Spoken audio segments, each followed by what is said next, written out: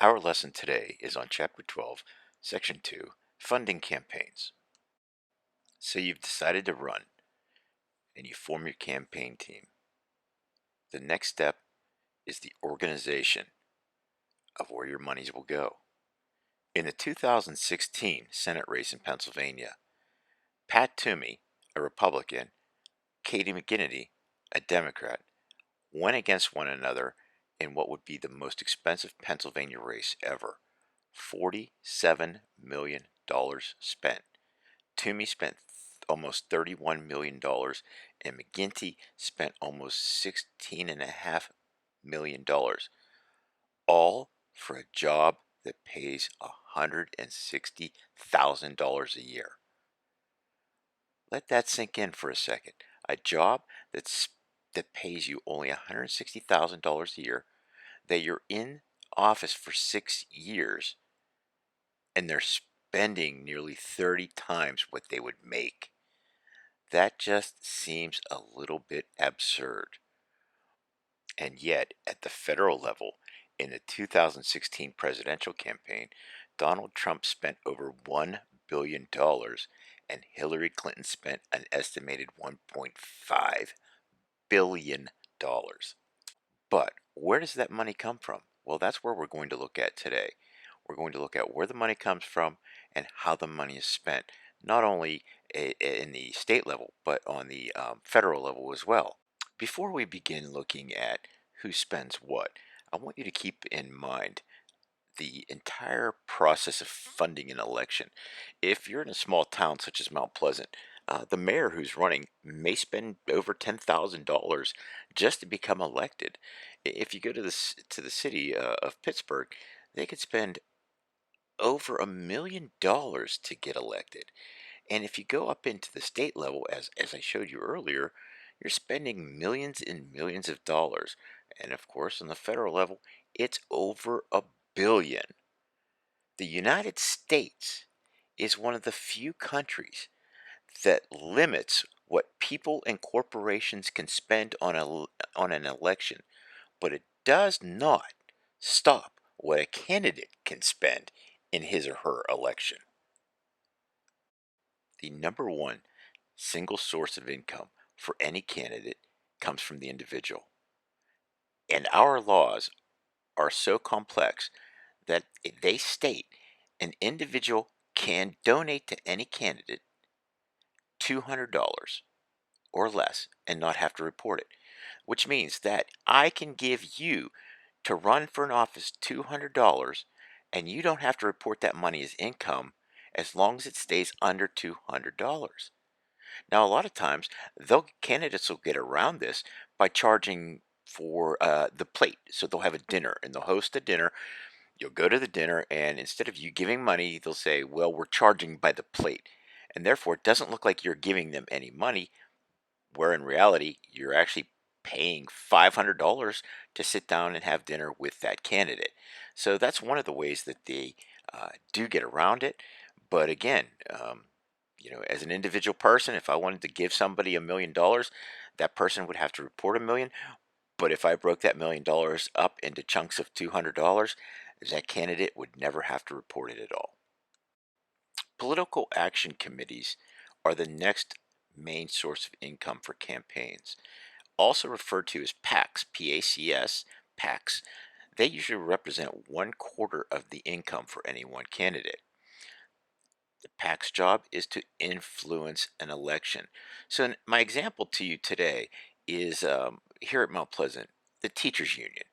If there are 100 teachers and each teacher gives, let's say, $20 for the year, that's over $1,000 that the PAC has to spend. And the job of the teachers then would be to give that money to a candidate in an effort to change education. So let's say that teachers wanted to fight for a longer school year but shorter days.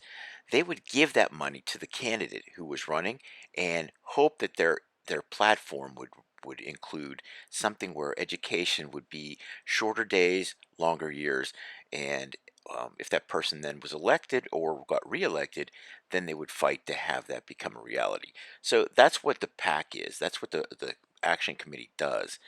They're also known as 527s, which in a little bit I will explain that to you more.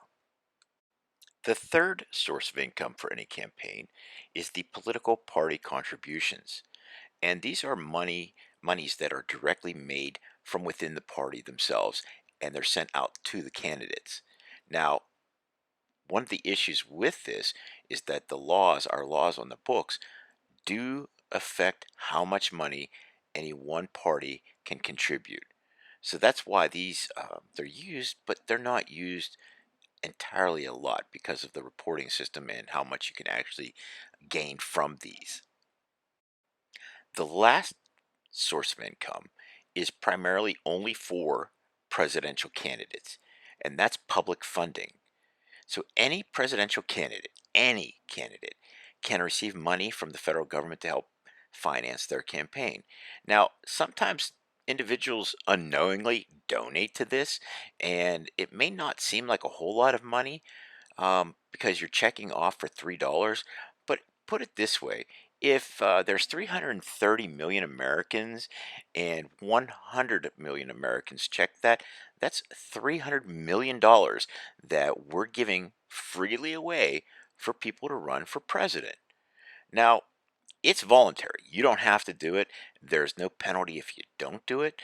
I'm not sure if I've ever done it, to be honest with you. I don't remember ever checking that box or not checking it.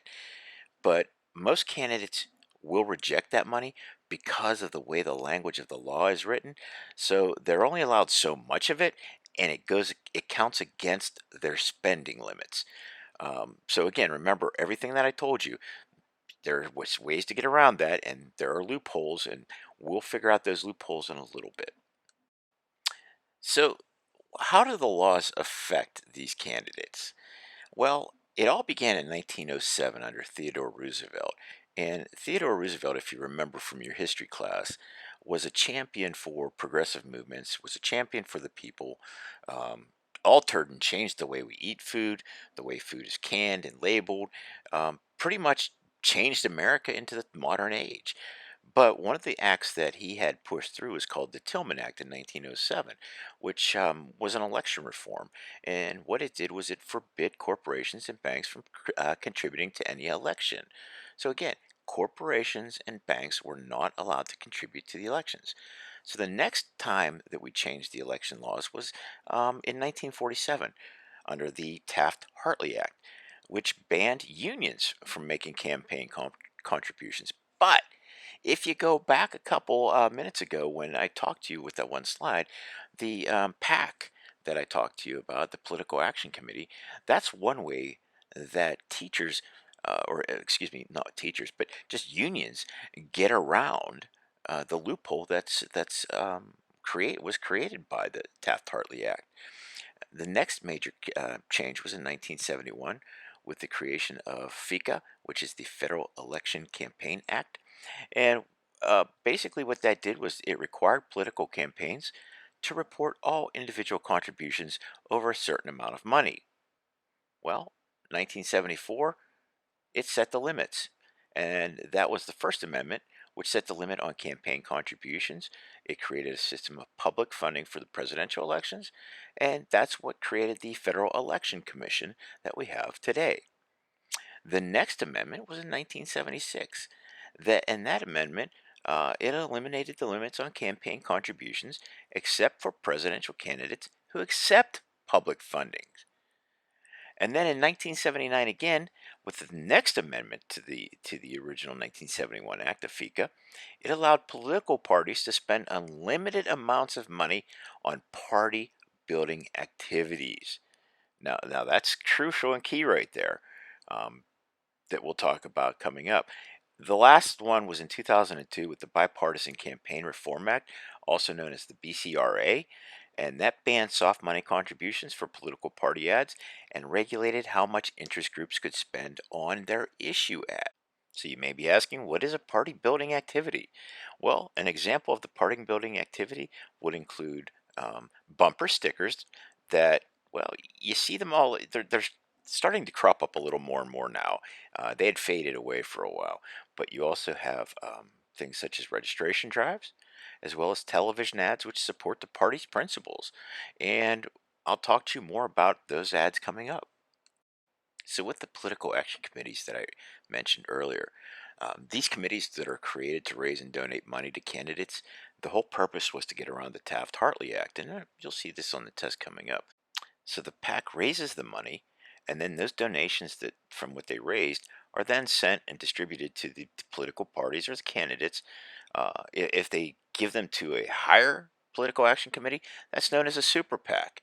And those super PACs, you can give up to $5,000 per donor year, or $5,000 per person per year, and that's a lot of money. And they use that money to then sway elections. So, how influential are these PACs? Well, if you think about it, and we use my example of the Mount Pleasant teachers, if there were 100 teachers, and going by this, what I taught you here, $5,000 from each donor per year, that's almost a half a million. That is a half $1 million per year that the teachers could use to sway a candidate's voice in public office. But what's the cost of that? Are you wasting money? Could the person just do that over their own goodwill? Is this considered bribery? And if you're looking at the picture on the screen right now, that's a picture of Jim Trafficant, who was from Ohio, and of course he was brought down because of these donations that he used, and he foolishly tried to represent himself. When he was charged, and he lost, and he had to go to prison because he misspent and misused these types of monies. So there are laws that protect the people, but at the same time, you also have to say to yourself, how far are we willing to go to get our voices heard because of this representation? Lastly, one more loophole to give you, and these political action committees are also known as 527 groups. And the reason they're called 527 is because they're tax exempt, meaning that they pay no taxes on whatever they bring in. And they too influence elections, and they usually create the ads that you see on TV. But the one law that we do have is that all political ads have to be endorsed by somebody. So we have to know. So it'll say, I approve this message, or Donald Trump, I approve this message, or I'm Joe Biden, I approve this message, or this message provided by Save Our Veterans. So again, we do have protections against the egregious spending of all this money, but at the same time, we need to know where who these groups are, and that's the only way they're held accountable. So when you see these commercials on TV, when you hear them on the radio, or if you're watching like me, I like to watch YouTube, and these ads pop up, and they're annoying, but they're 30 seconds, and they will say, I'm so and so, and I approve this message. So keep that in mind. This will be on the test. That ends section 2 of chapter 12. So hopefully you have your notes taken. There will be a test on Monday for this chapter.